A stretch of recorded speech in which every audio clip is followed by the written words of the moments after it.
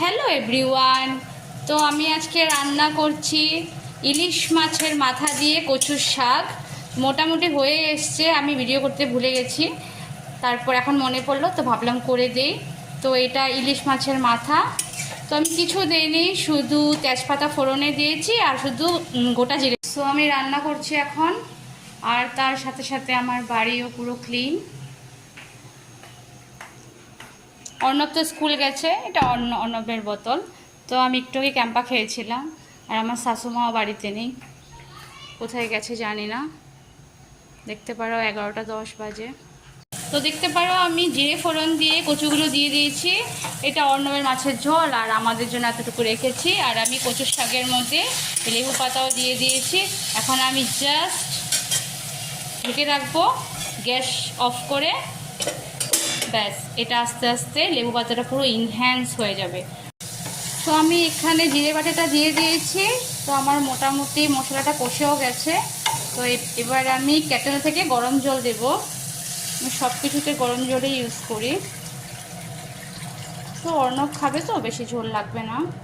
আর তোমরা জানোই ইলিশ মাছের ঝোলটা একটু পাতলা করে হয়।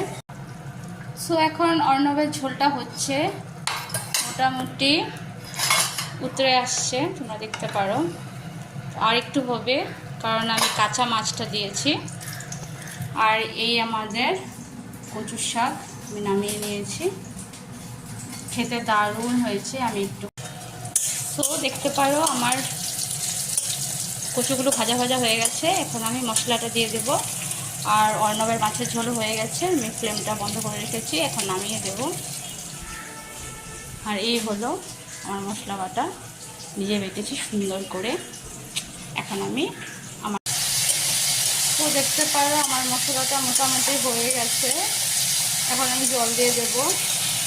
আর এই অর্ণবের মাছের ঝোল, অর্ণবের মাছের ঝোলটাও দারুণ হয়েছে। আমি নুন দেখেছিলাম। অর্ণব ছোটো মানুষ, তবু আমি ওটা অনেক যত্নে বানাই, সযত্নে বানাই। সো আমার মাছের ঝোল উতরে গেছে। এখন আমি একটা একটা করে মাছ দিয়ে দেব, কাঁচা মাছ। কারণ কাঁচা মাছ যেহেতু সময় লাগবে একটু ফুটতে।